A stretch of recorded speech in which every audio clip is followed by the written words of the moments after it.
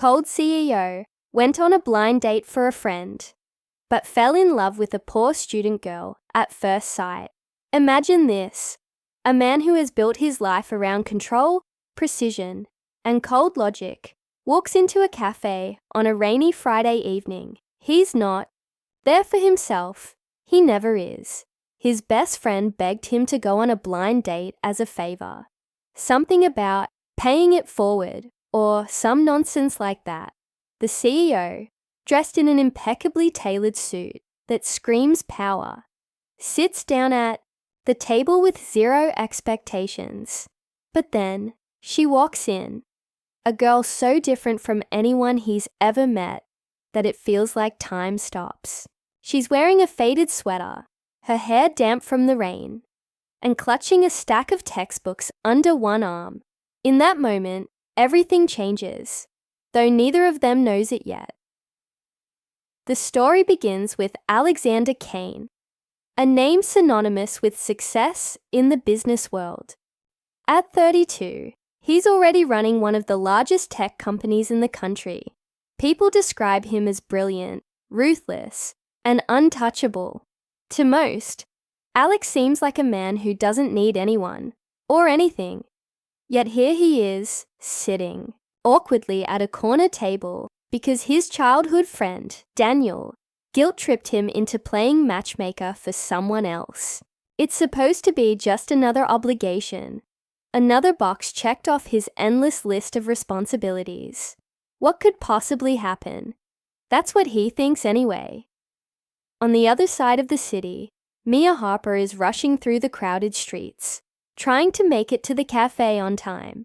She's a college senior, juggling 2 part-time jobs while chasing her dream of becoming a teacher. Life hasn't been easy for her. Her parents passed away when she was young, leaving her to fend for herself. Still, Mia carries a quiet strength and warmth that draws people to her. Tonight, however, she's nervous. This isn't even her date. Her roommate insisted she fill in last minute after getting called into work. So here she is, dripping wet and completely unprepared, walking into what might be the strangest night of her life. When their eyes meet across the room, it's electric. For Alex, it's unlike anything he's experienced before. He's used to women who are polished, calculated, and eager to impress him. But Mia, she's none of those things. There's no pretense, no agenda, just genuine curiosity and kindness shining through, despite her obvious discomfort. And for Mia, Alex is intimidating, but also strangely intriguing. Sure, he looks like he belongs in a boardroom rather than a cozy little cafe, but there's something about the way he studies her. Like she's the only person in the room. Neither of them says much at first, but the silence between them feels heavy with possibility. As they start talking, the differences between them become clearer. Alex speaks in measured tones, choosing his words carefully, while Mia laughs easily and shares stories about her chaotic but loving life. They come from completely opposite worlds, one where money buys comfort and influence, and another where every penny counts and happiness is found in simple moments. But somehow, those contrasts don't push them apart. Instead, they create a magnetic pull that neither can explain. By the end of the hour, Alex finds himself asking questions he never thought he'd care about. What does she want out of life?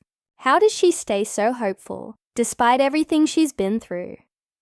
For Mia, the encounter leaves her feeling unsettled in the best possible way. She's always believed in finding beauty in unexpected places. But meeting Alex challenges everything she thought she knew about privilege and connection. As they say goodbye outside the cafe, the air thick with unspoken feelings, both of them hesitate. Should they exchange numbers? Would it even make sense to see each other again? After all, they couldn't be more different, or maybe that's exactly why they should. But just as the tension reaches its peak, reality steps in. Alex gets a call from his office. a crisis that demands his immediate attention. He apologizes quickly, promising to reach out later, before disappearing into the night. Mia watches him go, torn between excitement and doubt. Can someone like him really fit into her world? Or was this just a fleeting moment of fantasy, destined to fade once real life takes over again? Back in his car, Alex grips the steering wheel tightly, his mind racing. He spent years building walls around himself, convinced that emotions are distractions, better left ignored. But now, for the first time, he wonders if he's been wrong. Could Mia be the exception to every rule he's ever lived by?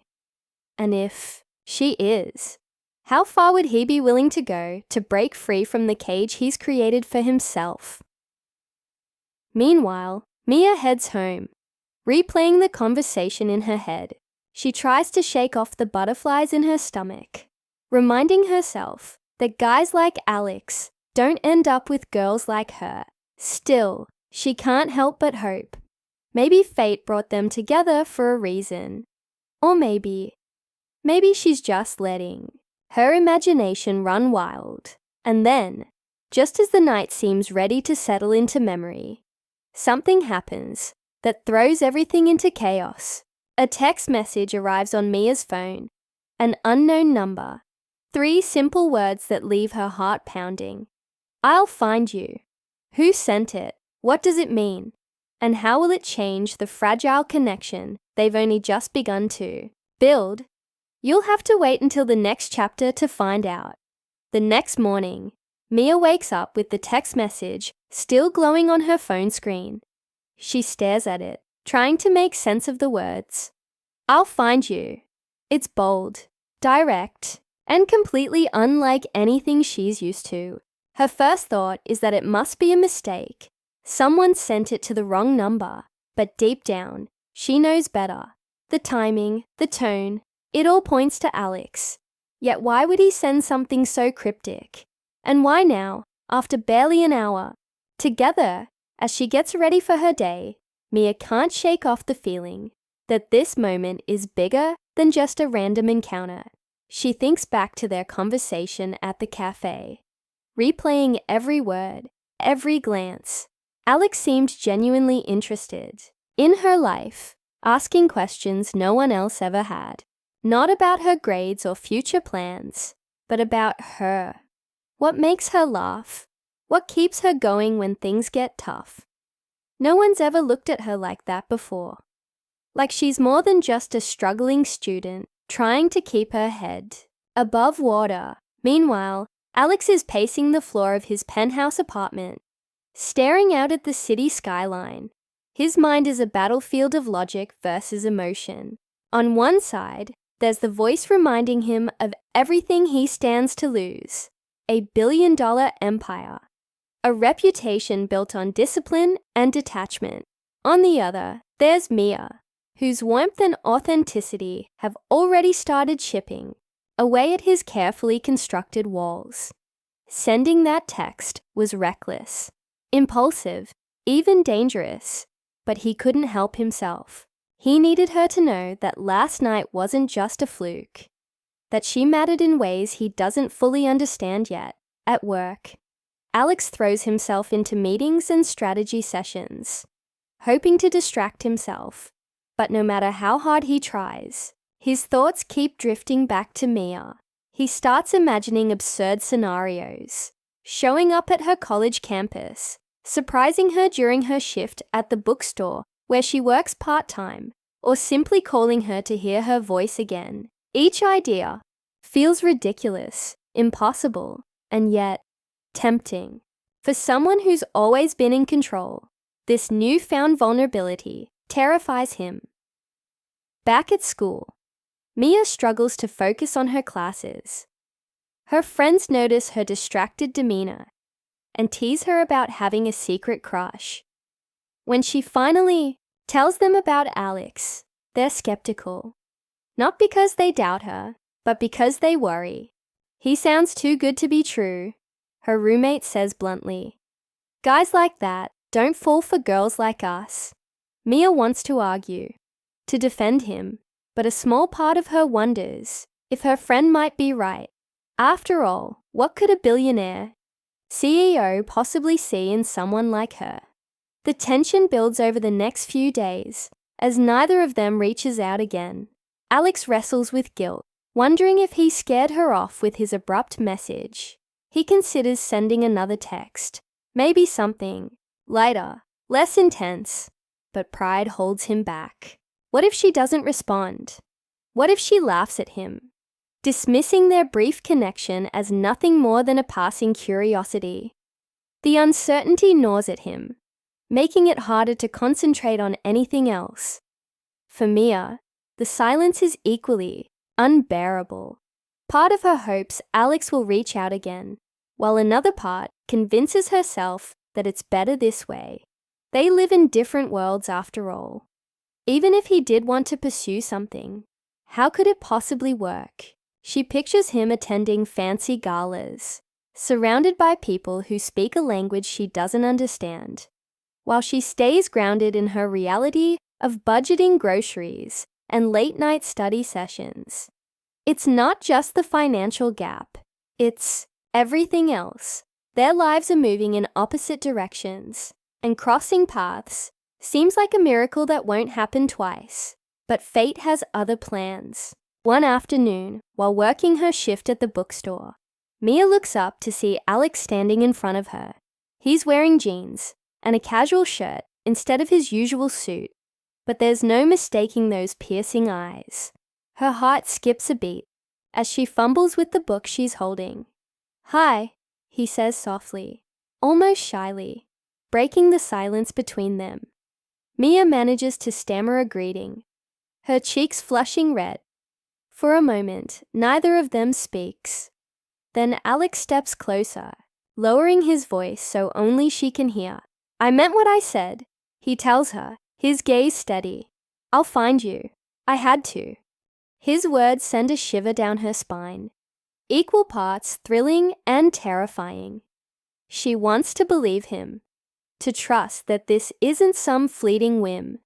But doubts linger, whispering warnings in the back of her mind. "Why?" she asks finally, her voice barely above a whisper. "Why me?" Alex hesitates, searching for the right words.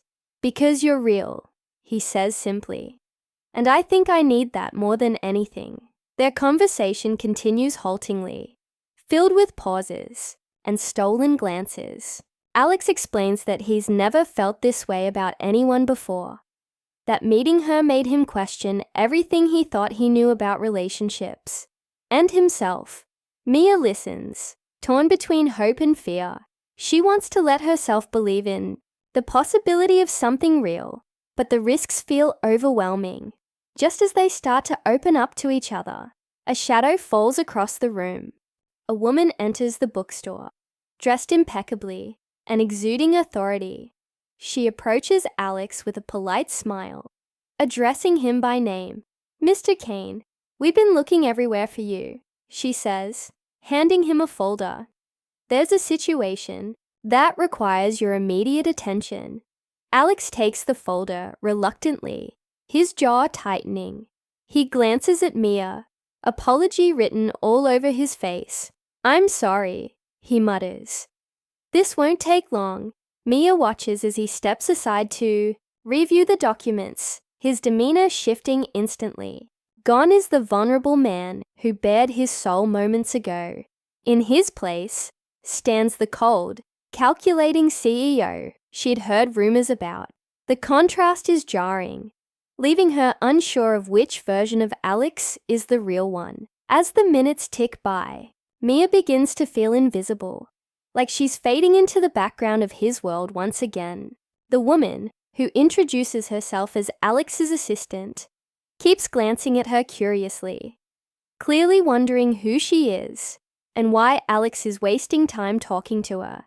The unspoken judgment in her gaze stings, reinforcing every insecurity Mia has ever felt. When Alex finally returns, his expression is grim. "I have to go," he says, frustration evident in his voice. "But I'll call you tonight, okay? We're not done here." Mia nods, forcing a smile she doesn't feel. As he leaves, she can't help but wonder if this is how it will always be. Moments of connection interrupted by the demands of his life. Is she ready to compete with that? Can she handle being second to his empire? Later that night, Mia lies awake, staring at the ceiling. Her phone sits silently on the nightstand, mocking her with its emptiness. Did Alex mean what he said? Will he really call? Or was their entire encounter just a blip in his otherwise perfect existence? Unbeknownst to her, Alex is grappling with the same questions. Back at his office, he stares at his phone, debating whether to dial her number. Every instinct tells him to protect himself, to walk away before things get complicated, but his heart refuses to listen. He knows one thing for certain: letting her go without a fight isn't an option. As the clock ticks closer to midnight, the suspense becomes unbearable. Both of them are on the edge, waiting, hoping, fearing. And somewhere in the distance, the wheels of destiny continue turning, pulling them toward a confrontation neither is prepared for. Just as Mia begins to drift off to sleep, her phone buzzes on the nightstand. Her heart leaps as she sees Alex's name flash across the screen. She answers hesitantly, half expecting him to cancel their conversation before it even starts. But instead, his voice comes through warm and steady. "I'm sorry about earlier," he says, cutting straight to the point. "I know it probably seemed like I was choosing work over you, but that's not how I want things to be." Mia lets out a breath she didn't realize she'd been holding. "It's okay," she replies, softly, though her tone betrays the uncertainty still lingering in her mind. "I get it. Your life isn't exactly simple." Alex sighs, running a hand through his hair.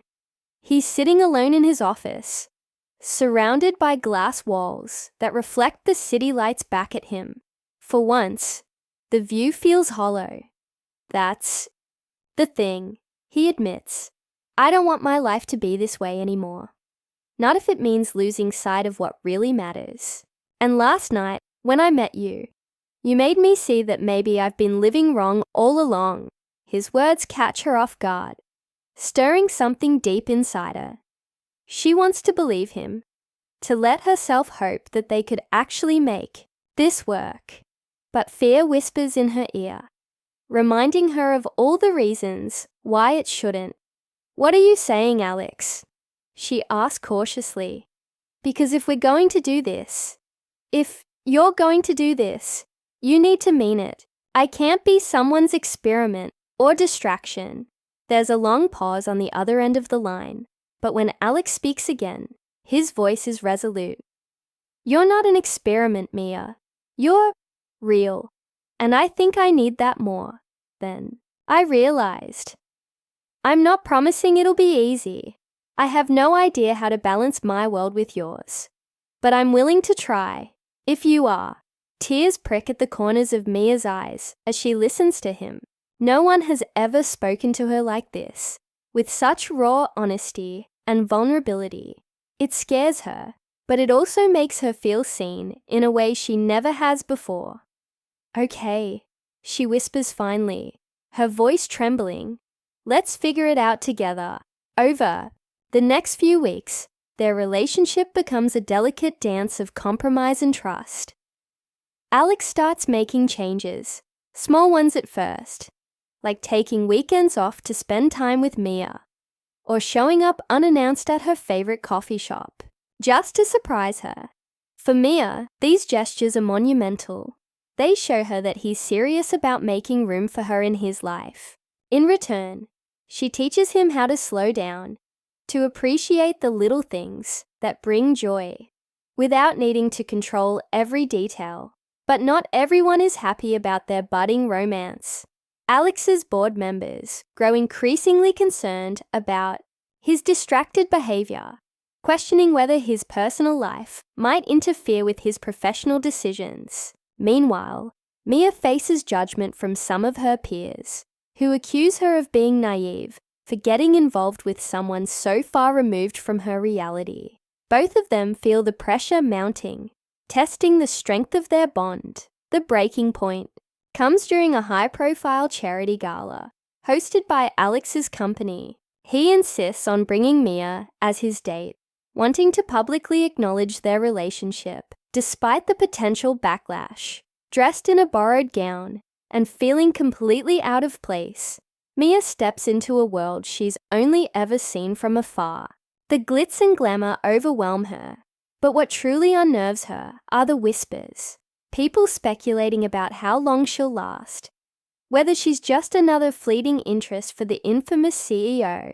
At one point, a prominent investor pulls Alex aside, warning him that associating with someone like her could damage his reputation. Alex listens silently, his jaw clenched tight. When the man finally walks away, Alex turns to find Mia, watching him from across the room. Her expression is unreadable, but he knows she heard everything.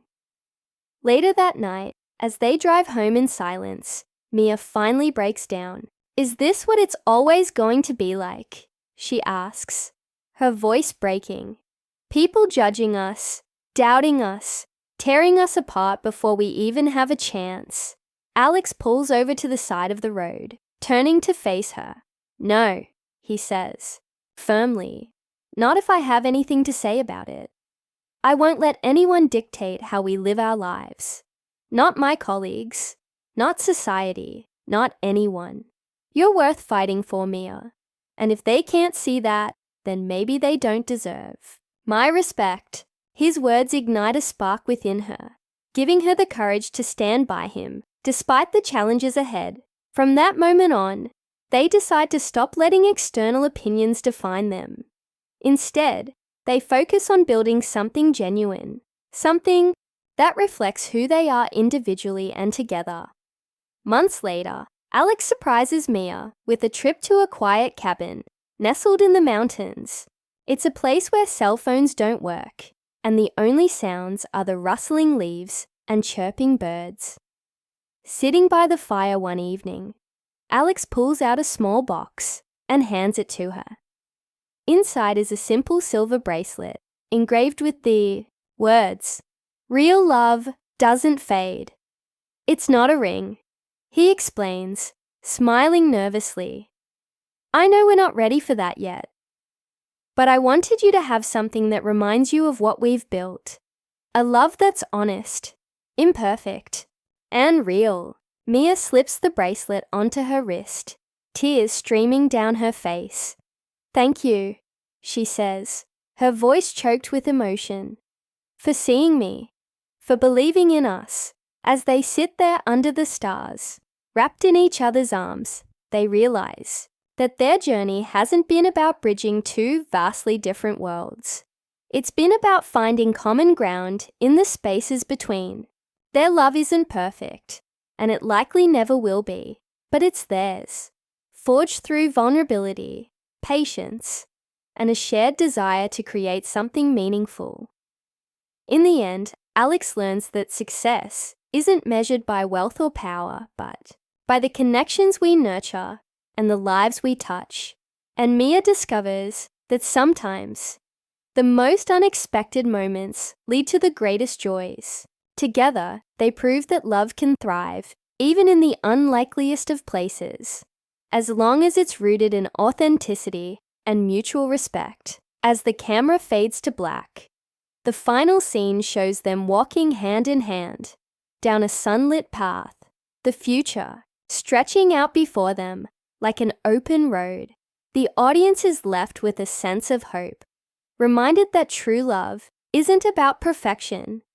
It's about embracing imperfection and choosing to move forward anyway.